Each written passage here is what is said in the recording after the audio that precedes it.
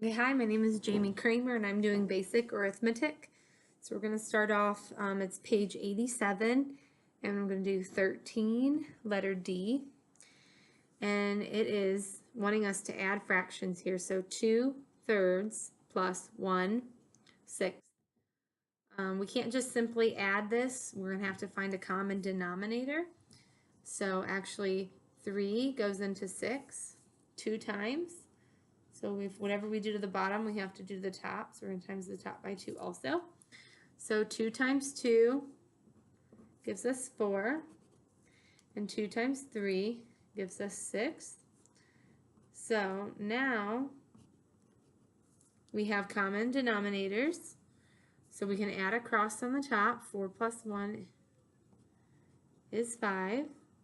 And you carry the denominator over 6. So the correct answer is 5/6. Let's see, next we're going to do letter E. So letter E is wanting us to multiply 2/3 times 1/4. So we just multiply across. 2 times 1 is 2, and 3 times 4 is 12. But that's not the final answer because it is not simplified. So each of these are divisible by 2. So 2 divided by 2 is 1, and 12 divided by 2 is 6. So the final answer is 1/6. Moving on to letter G is 5/8 minus 1/4. So to do this again, we have to find a common denominator. So actually 4 goes into 8, and it goes into there 2 times.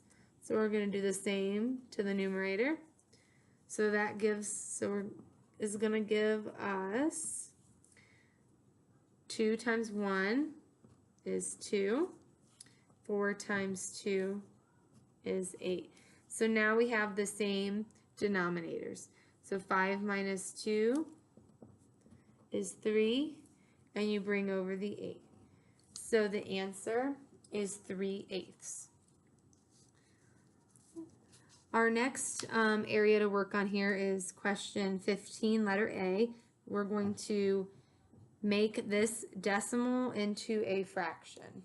So being that I am a baker, I immediately know like this would be like 3 cups of flour, and then that's a half. So this would be 3.5 cups of flour. So, but how do we show that math-wise? So we're going to put this fraction over 1. And since the 5 is in the 10th place, that means we're going to multiply by 10 here. So that essentially will move the decimal place over. So 3.5 times 10 is going to give you 35. And then 10 times 1 is 10. So we need to reduce this. These are both divisible by 5. 5 by 5. And that's going to give us 7/2. Now this is also not finished because 7/2 is an improper fraction. So how we do that, 2 goes into 7 how many times? It goes into 7 3 times. And there's actually going to be 1 left over because 2 times 3 is 6 with 1 left over, and you bring the denominator over. So there's our correct answer is 3.5, and that is how you do that. Our next decimal is 0.05. So in order to do this one again, we're going to put this over 1, and since the 5 is over here in the hundredths place, we need to times this by 100. So that will move this decimal point essentially over. So 0.05 times 100 is 5. And then 1 times 100 is 100. So this can be reduced. They're both divisible by 5. So divide by 5. That's going to give you 1/2. 20. So 0.05 to a fraction is 1/20, 1 over 20. And you can check your answers by taking what you got. So take 1 divided by 20 in your calculator, and that's going to give you 0.05 as the answer. So that's how you know that you did it correctly. Next is problem 17, letter G. So it's taking 103 divided by 50. It wants us to make this into a decimal. So there's no easy way to do this other than to just divide like you normally would. So it's 103 divided by 50. Okay, so 50 goes into 100 2 times, which gives us 100, and you're left with 3. 50 does not go into 3, so we're going to put a decimal point and a 0. We're going to bring that 0 down. 50 does not go into 30, so we have to add another 0 here and bring that 0 down. 50 does go into 300, so it goes into 300 6 times, which equals then 300, which leaves us nothing left over. So the fraction of 103 over 50, the decimal is 2.06. So that is the correct answer for that. Again, you can just divide that out by your calculator to get that. Next, we have 19A. So this is going to be going over, like it's called, I think, powers of the product. So basically, a good formula for this is A to the M times A to the N equals A M plus N. So we can plug this in and make this problem work. So if you plug in these numbers, you're going to take 10 and you're going to have 4 minus 7.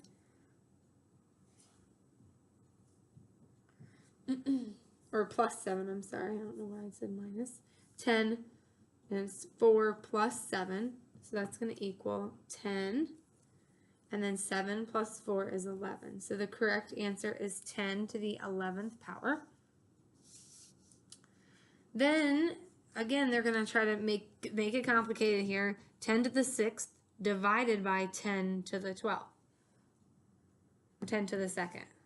10 to the 6th divided by 10 to the 2nd.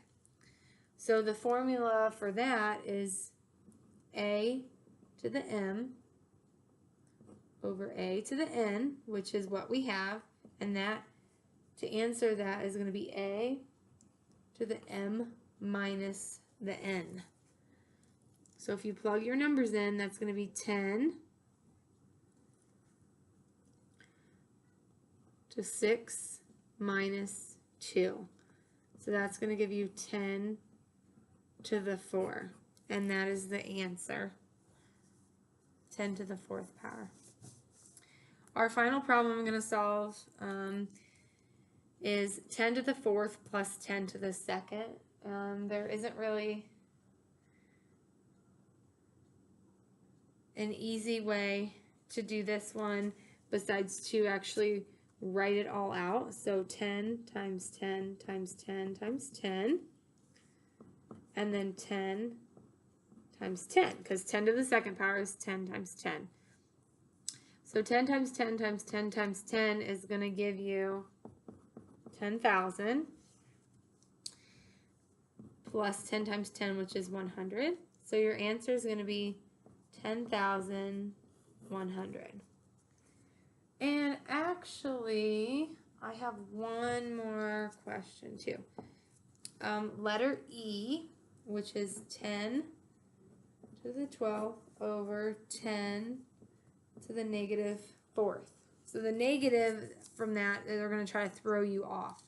But it's still the same formula, A to the M minus N. for this problem. So it would be 10, and then it's 12 minus -4. And if you remember from way far back that when you have the two negatives, they become positive. So it'd be 10 to the 16th power. So thank you for joining me on basic arithmetic, and I hope this was able to help you understand how to do these problems.